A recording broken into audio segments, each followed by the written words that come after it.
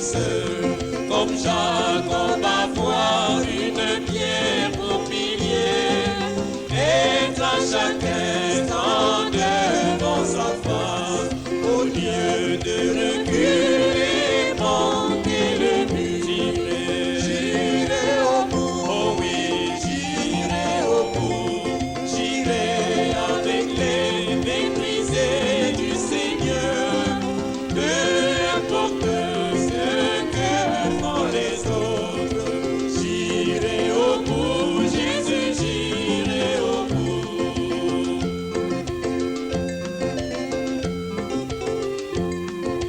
Frère, maintenant peux-tu porter ta croix? Abandonne le monde contre le corps rébu.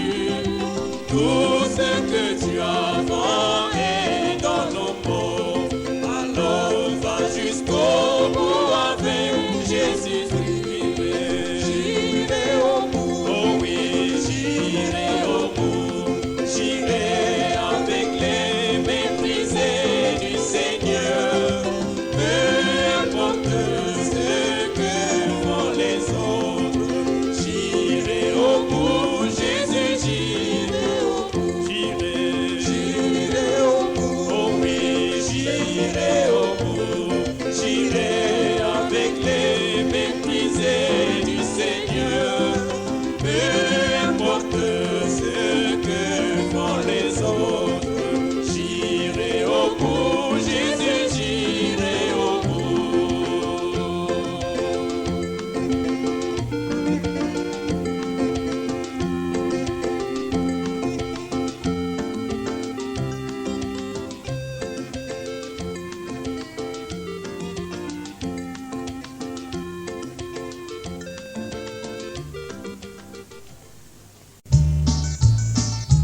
Numéro 127,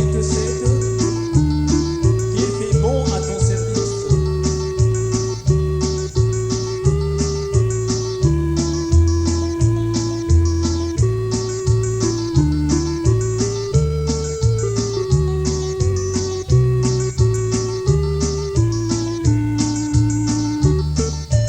Il fait bon à ton service, Jésus mon sauveur.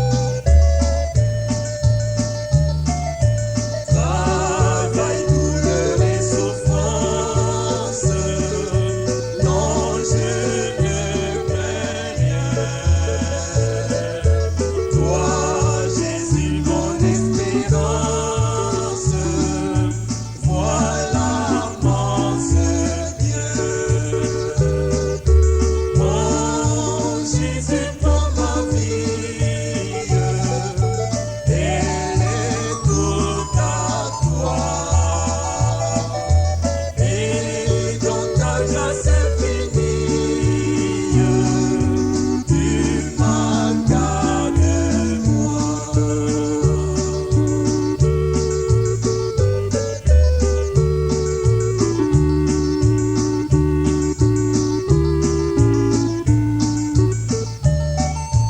Ensemble donc vers la gloire, marchons en avant,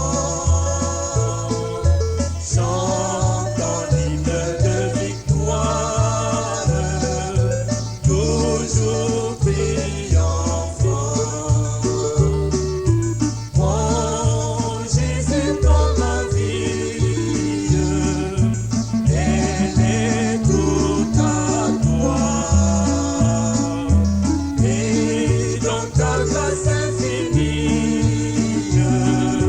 tu m'as gardé moi.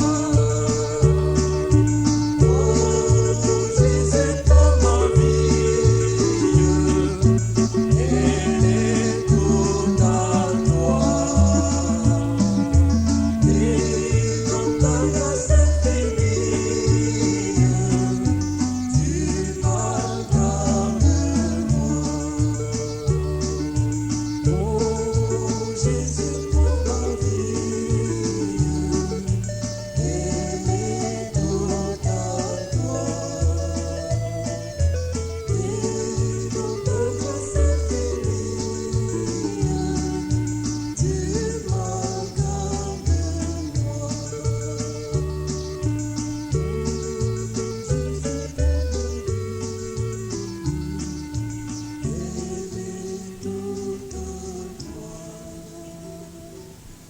Et dans ta grâce infinie,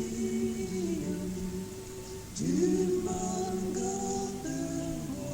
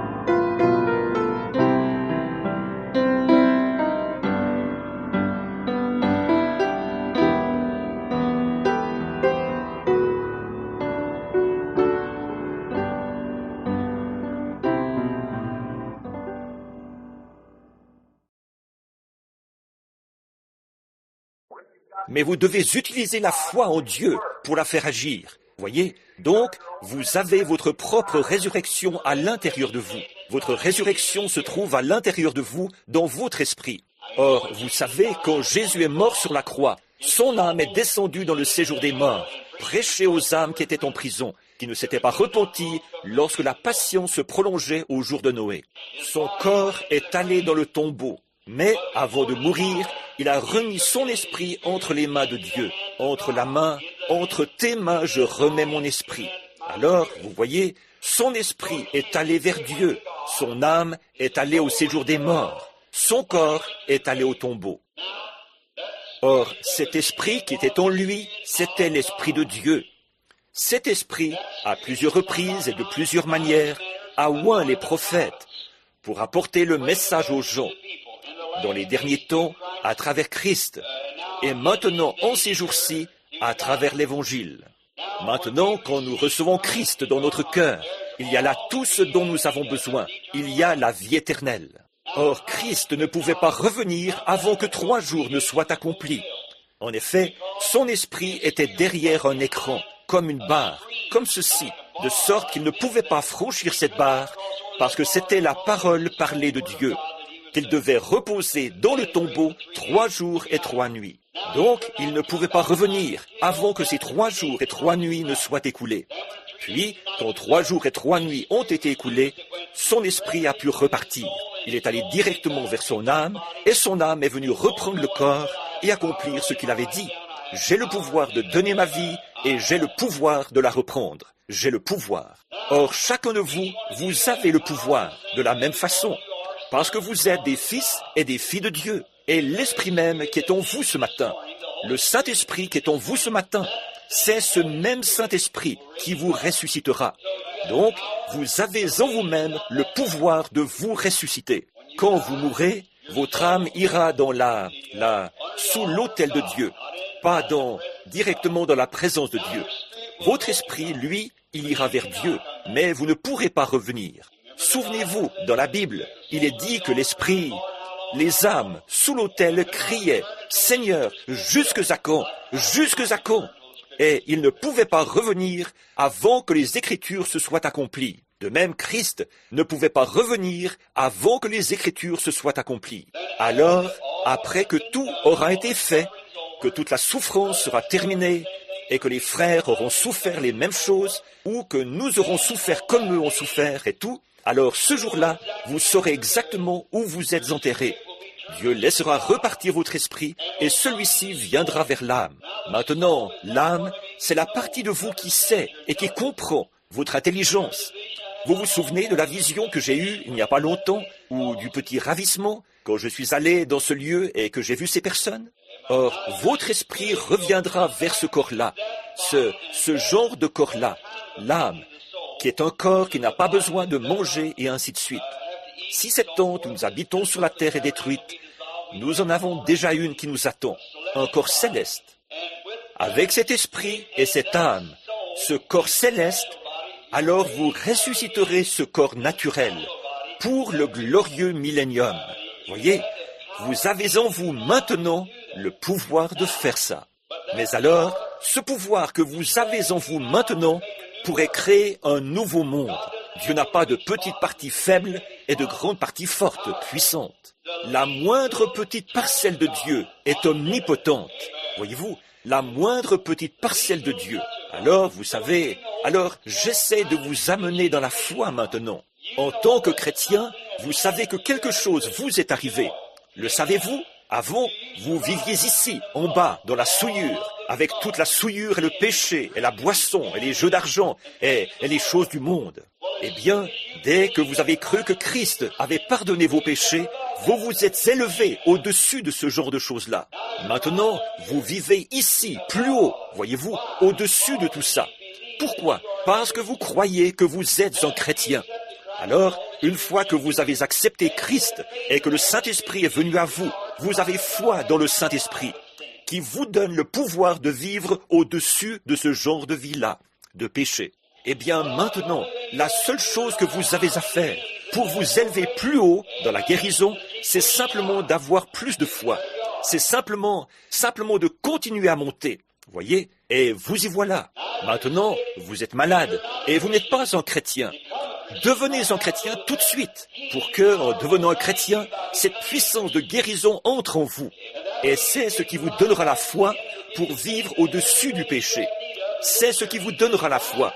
Et tout ce dont vous avez besoin pour ce voyage-ci est en vous maintenant même. La seule chose que vous avez à faire, c'est d'avoir la foi en Dieu, qui fait sortir de vous les bonnes choses qui sont en vous par le Saint-Esprit. Est-ce que vous comprenez clairement maintenant? Vous avez saisi? Je crois que Billy m'a dit hier soir, il m'a appelé et il me disait de venir ce matin, spécialement pour une personne qui est venue en pensant que nous avions des réunions cette semaine sur les 7 sceaux. Et ils ont amené un enfant malade, je crois. Alors, si vous êtes ici maintenant, monsieur, souvenez-vous, vous ne pouvez pas, c'est votre foi qui devra entrer en action pour cet enfant. Si si c'est un petit enfant en bas âge.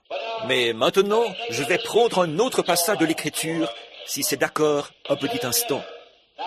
Souvenez-vous, là, dans les évangiles, nous lisons au chapitre 16, je crois, des Actes, que Paul et Silas étaient en prison une nuit. Ils avaient été battus pour avoir chassé un esprit démoniaque d'une diseuse de bonne aventure. Et ses maîtres s'étaient fâchés pour ça. Alors, ils les avaient battus et les avaient mis dans la prison intérieure. Après quoi, pendant que Paul et Silas priaient, alors Dieu envoya un tremblement de terre qui a secoué toute la prison. Le geôlier philippien, qui était centenier, alors, d'avoir perdu ses 6 prisonniers, il aurait à payer de sa propre vie la perte des prisonniers. Il a tiré son épée et il allait se suicider. Quand Paul a accouru et a dit « Ne te fais point de mal, nous sommes tous ici ». Et ce centenier, disons, était de ceux qui avaient été impressionnés par Paul et les autres. Ils avaient peut-être chanté des cantiques, ils avaient peut-être témoigné ou fait quelque chose. Mais quoi qu'il en soit, ils savaient que c'étaient des hommes saints. Ils savaient qu'il y avait quelque chose de différent chez ces hommes-là. En effet, rapidement, il a demandé « Que faut-il que je fasse pour être sauvé? Que faut-il que je fasse pour être sauvé ?» Alors Paul a dit « Crois au Seigneur Jésus-Christ, et toi et ta famille, vous serez sauvés. » Eh bien alors, si de croire au Seigneur Jésus-Christ, ça ne veut pas dire que son salut à lui allait sauver sa famille. Mais s'il a assez de foi en Dieu pour son propre salut, il peut avoir la même foi pour sa famille. Et sa famille devra entrer aussi. Voyez-vous, même chose. Tout comme Job l'avait fait, comme je l'ai dit l'autre soir, là-bas en Géorgie à une réunion. J'ai dit, Job, il disait, « Bon, je ne sais pas si mes enfants péchaient, mais s'ils avaient péché, et Job avait une seule chose à faire, pour être juste, c'était d'offrir un holocauste. Il disait qu'il allait offrir l'holocauste. Et alors, si ses enfants avaient péché, ils seraient pardonnés de leurs péchés. Et c'était vraiment une bonne chose que leur père ait fait ça. C'était bien pensé de la part de ce père. Nous avons besoin de plus de pères de cette trempe aujourd'hui. Et Job a offert l'holocauste. Ça, c'était avant que sa tragédie commence. Mais quand tous ses enfants ont été tués, et toutes ses brebis détruites, et que tout ce qu'il avait lui a été enlevé, il était assis sur le tas de cendres derrière sa maison. Il se grattait avec un tesson. Avez-vous remarqué, après les jours de sa tragédie, quand Dieu s'est mis à lui redonner, là où il avait eu 10 000 têtes de bétail, et ainsi de suite, il lui en a redonné le double, et le double du nombre de ses brebis, et le double de tout. Mais, avez-vous remarqué, et Dieu a aussi donné à Job ses 7 enfants. Vous êtes-vous déjà demandé où ils étaient?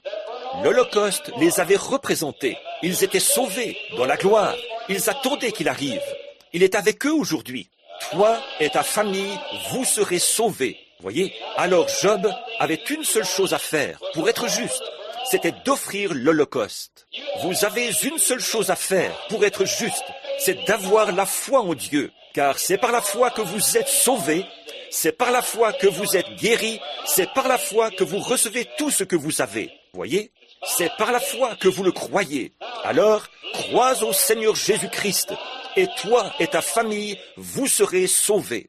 Maintenant, monsieur, si vous avez ici avec vous le bébé pour qui on doit prier, croyez vous-même. Je suis ici pour mettre ma foi avec la vôtre, et ensemble, nous allons croire que Dieu guérira ce bébé. Vous voyez, nous avons en nous le pouvoir de faire ça. Vous avez en vous le pouvoir de le faire. Chaque chrétien a le pouvoir de le faire. Mais maintenant, si nous pouvons seulement arriver à... Ce pouvoir est contrôlé par une loi. Comme je l'ai souvent dit, c'est comme la gravitation qui contrôle l'eau, parce que c'est une loi. La gravitation contrôle l'eau. Le soleil est contrôlé par la Terre, la rotation de la Terre. Vous ne pouvez pas faire quelque chose au soleil, là, dire « Je crois que j'ai envie de dormir un peu plus longtemps. Retiens-toi 1 heure. » Il ne le fera pas, voyez-vous, parce qu'il y a une loi. Si vous agissez selon cette loi, eh bien, alors, tout ira bien. Si vous vous couchez à l'heure, vous pourrez vous réveiller à l'heure. Et si vous, par exemple, nous avons le lac supérieur, le lac Ontario, le lac Huron et tous les grands lacs là-haut. Nous avons des dizaines de milliers d'acres de terre au Nevada, en Californie, en Arizona et au Nouveau-Mexique, qui sont en train de griller à cause du manque de cette eau. Des terres où on pourrait cultiver n'importe quoi. Vous pourriez nourrir le monde entier là-bas. Si seulement vous aviez là-bas cette eau qui se trouve là-haut. Et ces lacs n'en seraient pas affectés, parce qu'ils sont alimentés par des sources. Dès que leur niveau baisse, ils remontent aussitôt, parce que la gravitation le maintient là. Eh bien, alors, si vous pouvez agir selon la loi de la gravitation, vous pourrez prendre tous les grands lacs et arroser toutes les contrées là-bas et nourrir le monde entier. Plus personne n'aurait faim. Mais vous ne pouvez pas rester assis là et dire « Oui, je le vois, c'est sûr, il faut que vous alliez le faire. » Eh bien, c'est pareil pour la loi de Dieu. La loi de Dieu, c'est la foi. Nous avons la foi ici ce matin pour guérir toute maladie, pour tout faire. Mais c'est contrôlé par une loi. Et cette loi, c'est la foi. La loi de Dieu, c'est la foi. Jésus a dit, tout ce que vous demandez en priant, si vous pouvez croire que vous l'avez reçu, cela vous sera accordé. Voilà. Alors, c'est la foi qui contrôle ça. Et la foi nous est donnée selon le besoin que nous en avons. Or, Dieu donne à certains d'entre nous une certaine portion de foi, à d'autres une autre portion de foi. Ce n'est pas une grande puissance surnaturelle que vous avez, parce que quand vous devenez chrétien, vous avez déjà la puissance, mais vous manquez de foi pour faire agir cette puissance. Alors maintenant, ce matin, quand vous viendrez pour qu'on prie pour vous, souvenez-vous, la Bible a dit ceci. Ceci est vrai. Jacques 5, 14. S'il y a parmi vous des malades, qu'ils appellent les anciens de l'Église. Que les anciens les oignent d'huile et qu'ils prient pour eux. La prière de la foi sauvera le malade et Dieu le relèvera. C'est une promesse, si vous y croyez. Donc, voyez-vous, la guérison est donnée sur une base individuelle. Elle l'était aussi au jour de Jésus de Nazareth. Il ne pouvait pas guérir les gens en allant contre leur propre foi. Il disait, je le peux si vous croyez. Si vous croyez que je suis capable de faire cela, je peux le faire. Si vous pouvez le croire. Ainsi, certaines personnes projettent la puissance de guérison sur quelqu'un d'autre, des évangélistes. Ce n'est pas ça. La puissance de guérison est en vous. Elle est en vous. Ils mettent simplement la charrue avant les bœufs. L'évangéliste n'a pas le pouvoir de guérir. C'est le Saint-Esprit qui a le pouvoir de guérir. Et vous avez le Saint-Esprit. C'est le petit arbre que vous êtes. Et toutes les choses dont vous avez besoin sont en vous. Ainsi donc, vous commencez simplement à boire de la promesse de Dieu, à dire, c'est la vérité. Dieu a dit qu'il me guérirait. Par ses meurtrissures, je suis guéri. Voilà, vous savez ce que vous faites? Vous commencez à faire sortir de vous la guérison, c'est tout, voyez? Et alors quoi? Les autres peuvent voir ce que vous avez. Or, qu'est-ce que c'est? La foi est une ferme assurance des choses qu'on espère, une démonstration de celles qu'on ne voit pas. Je pourrais planter ce petit arbre quelque part. Je ne vois pas les pommes, mais elles sont en lui. Ce petit arbre sait qu'elles sont en lui. Alors, il commence simplement à boire, à pousser, parce qu'il savait, c'est en moi. Je vais les faire sortir au bout d'un moment. Donnez-moi un peu de temps. Gardez-moi encore un peu de temps. Il continue simplement à boire. Oui, je sais que les pommes sont en moi. Je vais les faire sortir au bout d'un moment. Et tout à coup, les voilà qui arrivent. Voilà les pommes qui arrivent, parce qu'il croyait qu'elles étaient en lui. Et si vous croyez que la puissance du Saint-Esprit est en vous pour vous guérir, alors voilà, continuez simplement à pousser. Voyez, vous avez la foi. Vous ne pouvez pas voir les résultats tout de suite. Vous ne les voyez pas. Maintenant, voyez-vous, Jacques a justifié Abraham par ses œuvres. Paul a justifié Abraham par sa foi. Que dirons-nous donc entre les deux? Abraham parlait de ce que, Paul parlait de ce que Dieu avait vu en Abraham. Et Jacques parlait de ce que les gens avaient vu en Abraham. Voyez? Bon, vous voyez? Donc, Dieu le savait, avant que le bébé vienne, qu'Abraham avait la foi. Et Abraham l'a prouvé à Dieu en agissant comme si le bébé allait venir, alors qu'il était stérile. Il n'avait pas d'enfant, le sein de sa femme était mort, et lui, il était stérile. Mais pourtant, il savait que quelque part, à l'intérieur, se trouvait ce bébé. Vous voyez, il a continué à boire la promesse. Il s'appuyait contre le grand El Shaddai de Dieu, la mamelle. Il s'appuyait là, il buvait, en sachant que Dieu le lui donnerait. Il savait que c'était une promesse et qu'il devait le faire. Et nous sommes les enfants d'Abraham. Alors, appuyons-nous sur sa promesse et accrochons-nous-y en sachant que Dieu le fera. Il l'a dit. Vous le croyez maintenant? Alors que les malades se mettent en ligne, ici, sur un côté ou l'autre, ceux qui veulent qu'on prie pour eux. Et nous allons faire venir l'ancien ici, et nous allons les oindre d'huile. Je vais prier pour eux, et nous allons croire que Dieu rétablira chacun d'eux. Si tu peux croire, Teddy, où es-tu? Viens par ici, du côté droit, c'est bien. Et je voudrais que tu joues, crois seulement. Pendant qu'il s'approche, courbons donc la tête, le reste de l'auditoire, et soyons en prière pour ces gens qui s'approchent. Notre Père Céleste, nous t'amenons ce matin au nom de Jésus-Christ, cette pauvre humanité, malade, souffrante, qui est dans cet état désastreux, terrible. Je crois en toi, Seigneur. Je sais que tes paroles sont vraies. Elles sont si vraies. Elles ne peuvent pas faillir, parce qu'elles sont la parole éternelle de Dieu, qui dure à toujours. Elles sont toutes puissantes, comme Dieu l'est, parce qu'elles sont une partie de lui. Au commencement était la parole, et la parole était avec Dieu, et la parole était Dieu. Et la parole s'est faite chair, et elle a habité parmi nous. Maintenant nous croyons ça, Seigneur, de tout notre cœur, de toute notre âme, avec tout ce qu'il y a en nous. Nous le croyons. Et j'ai essayé, d'une façon simple, enfantine, de le présenter aux gens, pour qu'ils puissent comprendre et savoir que la puissance de Dieu se trouve en eux. S'ils peuvent seulement avoir leur foi et suivre les ordres de Dieu. C'est comme ça qu'ils ont été sauvés. Ils sont venus, ils se sont repentis de leurs péchés et ils se sont fait baptiser au nom de Jésus-Christ selon la Bible. Acte 2. Et puis, Pierre avait dit, là, vous recevrez le don du Saint-Esprit. Et il est bienvenu, parfaitement, parce qu'il est la parole de Dieu manifestée. Eh bien, maintenant, Père, nous savons que la même chose est vraie quand nous soignons les malades et que nous prions pour eux. La prière de la foi sauvera les malades. Dieu les relèvera. Oh Dieu, qu'ils repartent de cet autel, chacun d'eux, ici ce matin, tellement heureux et dans la joie de savoir que Dieu les a guéris. Va et sois guéri, car nous te les confions maintenant au nom de Jésus-Christ. Puisse chacun d'eux être guéri et saisir la vision, ce qu'elle signifie, comme Abraham qui appelait les choses qui n'étaient point comme elles étaient. Peu importe quels sont les résultats, ça n'a rien à voir avec la foi. Les résultats, ce n'est rien. La foi est déjà fixée solidement. Et la foi est une ferme assurance des choses qu'on espère, une démonstration de celles qu'on ne voit pas. Oh Dieu, puisse cela descendre profondément dans leur cœur, car ils ont besoin de toi.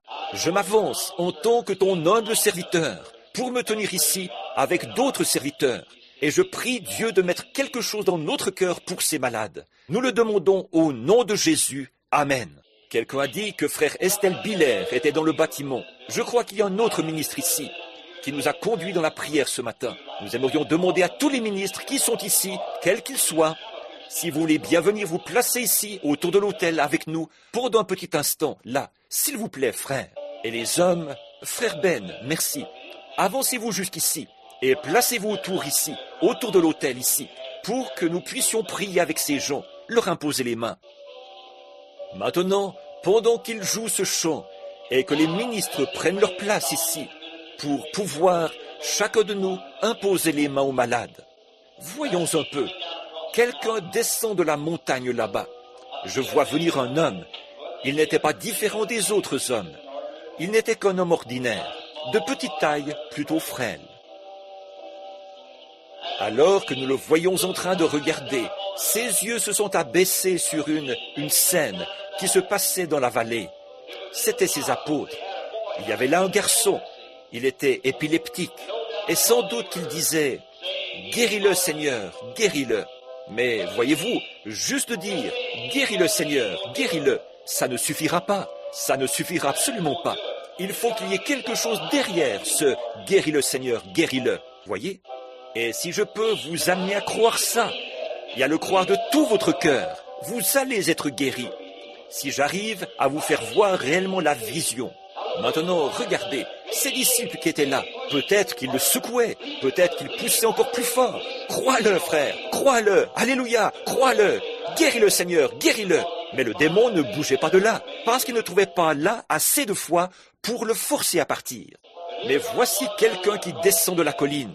Et dès que ce démon a reconnu que là, c'était un peu différent des autres hommes, voyez, or voilà le genre d'homme que nous voulons être ici, comme notre Seigneur Jésus. Oui, Ne pas venir simplement pour nous donner en spectacle, mais venir aimer notre Dieu.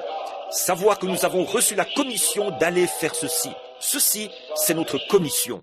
Alors, quand il s'est approché de ce Père, je pense que c'est de là que ce chant a été écrit, composé à partir de la parole. Il a dit, « Seigneur, aie pitié de mon fils, car il est tourmenté de diverses façons par un démon. » Il a dit, « Il le jette dans le feu, et l'enfant devient tout raide, et ainsi de suite. » Il a dit, « Je l'ai amené à tes disciples, mais ils n'ont pas pu le guérir. » Mais je me suis dit, il a dit, « Je le peux, si tu le crois. J'ai en moi, il a dit, la puissance de le faire. Si tu peux le croire. » Est-ce que Dieu permettrait que ces gens qui sont assis ici ce matin, accablés par le cancer, qui ont été accablés, cloués au lit par le cancer, la leucémie, la maladie, l'affliction, est-ce que Dieu guérirait cela et vous laisserait de côté? Sûrement pas, non, voyez. Or, il ne faillit pas. Je le peux si tu le crois. Qu'est-ce qu'il a dit?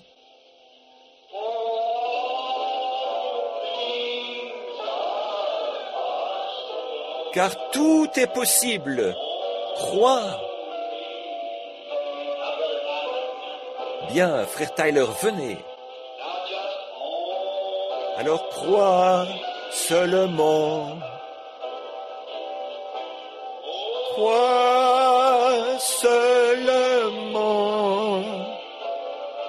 Maintenant, pendant que je prie, je veux que vous imposiez les mains aux gens. Quels que soient leurs besoins, bénissez par la prière de la foi et continuez. Frère Neville, toi, oint d'huile. Et les frères, je veux que chacun de vous dans l'auditoire, vous gardiez la tête inclinée, là, chacun profondément en prière. Crois.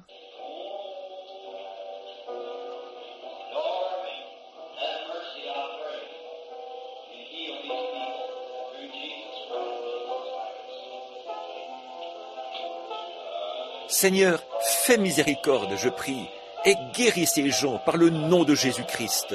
Amen. Au nom de Jésus de Nazareth, en observant un bon nombre de personnes dans la ligne, de voir leur réaction, de voir comment ils réagissent à une action. Voyez, une action, c'est une chose, par exemple, ils se sont levés et ils se sont avancés. Une autre chose, c'est la façon dont ils réagissent à cette action qu'ils ont accomplie. Après qu'ils en sont venus à croire que, quand on aura prié pour eux, ils seront guéris. Alors observez la réaction de leur action. Bon, notre pasteur a son message pour nous ce matin, j'en suis sûr. J'aimerais faire une observation sur quelque chose, un petit instant. Une jeune catholique s'est tenue là, près de l'autel. Il y a quelques jours, elle était chez moi, elle et son mari. Et je connais son mari depuis longtemps. Et il y a eu quelque chose là, pendant que nous étions assis pour un entretien privé. C'est là que nous avons eu la vision. C'est là que avant, je faisais ça ici à l'église, mais ça prenait la matinée et tout. Et donc, c'était là. Je n'ai rien dit du tout, étant donné que c'était une jeune fille. Et une autre chose, elle avait, depuis toujours, été élevée dans une église catholique et tout. Mais elle s'est mise à parler pour sa mère. Et à ce moment-là, j'ai eu une vision de sa mère. Je lui ai dit quel était le problème de sa mère.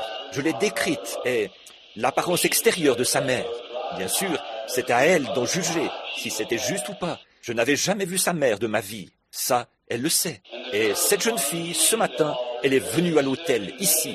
Elle s'est tenue là pour faire une confession et accepter Christ comme son sauveur. Elle a fait ça à l'autel ce matin. Frère Neville, sans le savoir, il l'a ointe d'huile. La façon dont Dieu agit. Il l'a ointe d'huile pour les malades. Mais observez l'action du Saint-Esprit. Maintenant, comme elle avait été ointe, pas vraiment malade, mais ointe. Voyez-vous comme ça fait tout concourir au bien? Maintenant, elle s'est tenue là, comme chrétienne, après être devenue ce que nous croyons être une chrétienne. Alors elle a dit, « Voudriez-vous prier pour ma mère? Elle est malade. » C'est la même personne. Donc, l'huile d'onction a été appliquée en avance. Je me suis dit que ça convenait vraiment bien, voyez-vous, de la part de quelqu'un qui vient d'être sauvé. Christ a pris notre parti à tous. Il prend le parti de tous. Et dès que cette jeune fille est devenue chrétienne, alors elle aussi, elle veut prendre le parti de quelqu'un. Ce qui montre que l'Esprit de Christ entre en nous quand nous sommes réellement sauvés. Ça, c'est vraiment bien. J'apprécie certainement ça. Ce bel esprit chrétien, de foi. Maintenant, souvenez-vous, là, Maintenant, à l'égard de cette jeune femme, elle est ici quelque part, et d'une autre catholique qui est venue. Et j'aimerais dire ces paroles juste avant de remettre le service à notre pasteur. Voyez-vous, ceci. L'Église catholique, là, autrefois, elle était comme cette Église-ci. Si vous reprenez la Bible et que vous la lisez, en effet, c'est ce que nous croyons. Et c'est ce que vous savez, que l'Église catholique était la première Église. C'est vrai. Mais elle s'est éloignée de ses enseignements. Ceci, c'était l'enseignement de l'Église catholique. Mais voyez-vous, ils ont 600 et quelques autres livres que des papes et autres ont écrits, qui sont tout aussi saints pour eux que l'est cette Bible.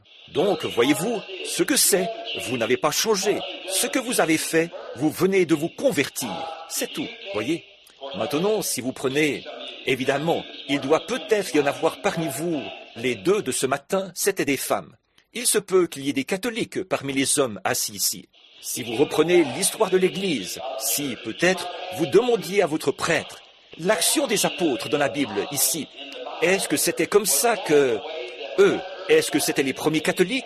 Il vous dira oui, et c'est vrai, ils l'étaient. Or, regardez quelle sorte de religion ils avaient. Ils se rencontraient dans des petits lieux, tout simples. Ils ne disaient jamais de « Je vous salue Marie » ou de « Notre Père ». Ça, c'est une tradition de l'Église. Qu'est-ce qu'ils disaient? Ils louaient Dieu, ils poussaient des cris, ils pleuraient. Regardez là, dans Acte 2, quand le saint apôtre Pierre et Jacques et Jean et tous, ils étaient ensemble, la Bible dit qu'ils ont parlé en langue. Et ils poussaient des cris, et ils agissaient même tellement remplis de l'esprit qu'ils agissaient comme s'ils étaient ivres. Et à un tel point que les gens du dehors ont demandé, ne sont-ils pas tous des ivrognes? Et alors Pierre, l'apôtre, le très saint Pierre, quand il s'est levé, alors il a dit, « Hommes, frères, ces hommes ne sont pas ivres, mais ils sont remplis de l'esprit, comme la Bible l'avait dit. » Maintenant, ça, c'était l'Église catholique du début, selon leur enseignement. Or, voyez-vous, environ 200 ans plus tard, les dignitaires ont commencé à entrer dans l'Église. Alors, qu'est-ce qu'ils ont fait? Ils ont établi leur première organisation au Concile de Nicée en l'an 606 de notre ère. Ils ont formé quand le Concile de Nicée s'est tenu à Nicée, Rome, ils ont commencé à faire entrer tous les grands dignitaires. Ils ont simplement formé une église et établi une église. Après ça, elle s'est fractionnée 4 ou 5 fois. Ils sont passés, à partir de là, à l'évêque. De l'évêque, ils sont passés à un pape. Et de là, il y a eu les orthodoxes grecs et différents autres groupes, jusqu'à ce qu'il l'ait complètement fractionnée. Et vous voyez où elle en est aujourd'hui. Elle est vraiment fractionnée en toutes sortes de groupes. Mais ce que nous essayons de faire, mon ami catholique, voyez-vous, nous aussi, nous sommes catholiques. Nous sommes les premiers catholiques, ceux du début, et le nom d'église qu'ils nous donnent maintenant. En général, nous sommes regardés comme des pentecôtistes, parce que nous croyons à la bénédiction pentecôtiste. C'est là que l'église catholique s'est organisée. Et dans nos organisations de Pentecôte aujourd'hui, si ce monde durait encore 500 ans, cette organisation de Pentecôte serait plus formaliste que l'église catholique romaine l'est aujourd'hui. Elle s'éloigne toujours plus de la même manière. Et quand ils s'organisent, ils en font un club. Et alors ils deviennent simplement un club, des membres et des âmes inconverties. À mes chers et précieux frères et sœurs, à chacun de vous, en tant que serviteur de Dieu, je n'ai jamais dit ceci auparavant dans le monde, dans cette église, je ne l'ai jamais dit. Mais en tant que prophète du Seigneur, je vous dis, voici la lumière, marchez-y.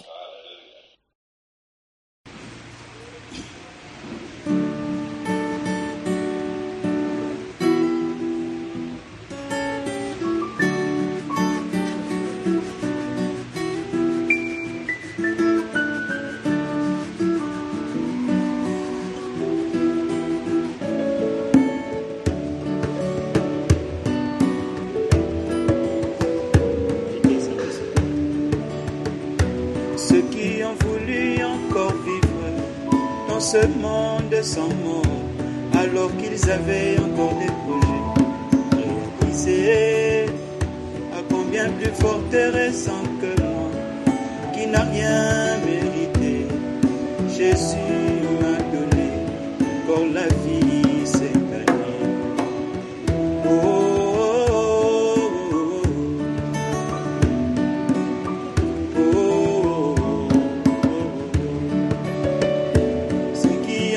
et la vie des craintes devant Jésus sont retirés, alors qu'ils avaient encore des enfants à élever. À combien plus fort et récent que moi, qui n'a rien mérité, Jésus m'a donné encore la vie ce soir.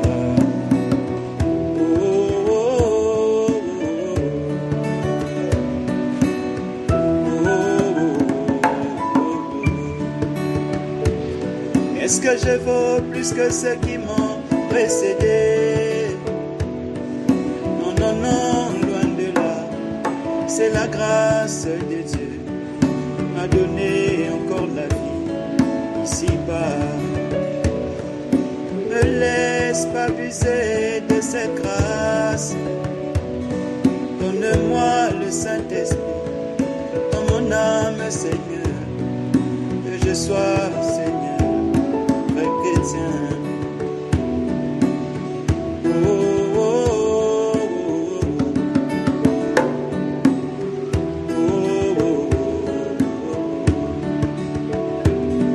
Est-ce que je vaux plus que ceux qui m'ont précédé?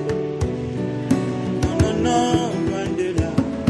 C'est la grâce de Dieu m'a donné encore la vie ici-bas.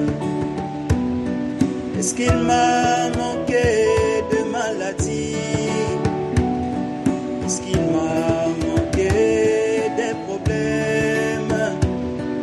Non, non, non, mon bien-aimé, c'est la grâce de Dieu m'a donné encore la vie ici-bas.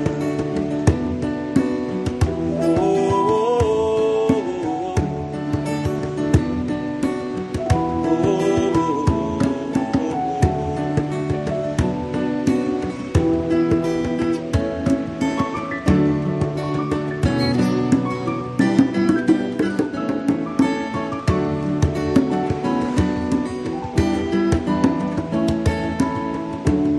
toi qui connais le chemin, saisis papa, mais pas s'il faut traverser par la mer. Conduis mes pas, cher Seigneur, avant toi.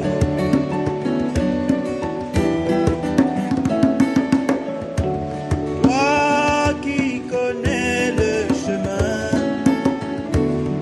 saisis papa, mais pas s'il faut traverser par le feu. Conduis mes pas, cher Seigneur, avant toi.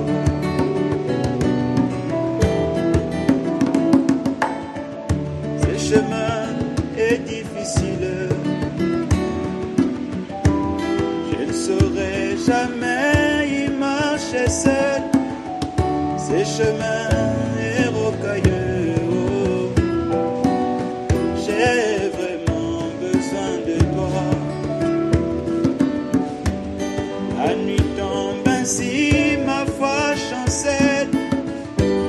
Viens Seigneur, saisis ma pauvre main, car sans toi comme toi-même tu le sais, l'homme ne pourra rien faire.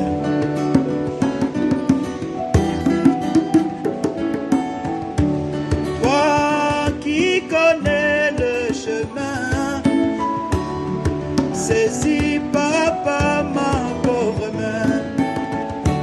S'il faut traverser par la mer, conduis mes pas, cher Seigneur, à bon port.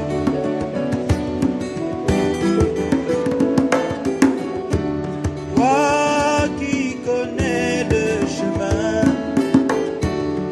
saisis papa, mais pas s'il faut traverser par le feu.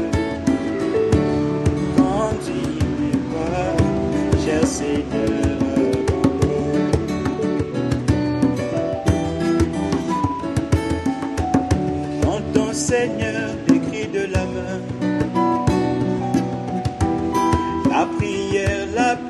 sincère du cœur, puisse ton esprit trouver sa demeure en moi, pour diriger ma vie entière. Il me pointe des pas ensanglantés,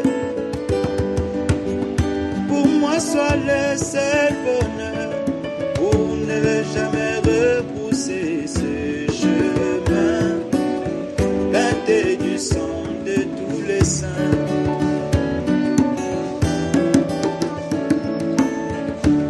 Toi qui connais le chemin, saisis papa ma pauvre main. S'il faut traverser par la mer, conduis mes pas, cher Seigneur, à mon bord.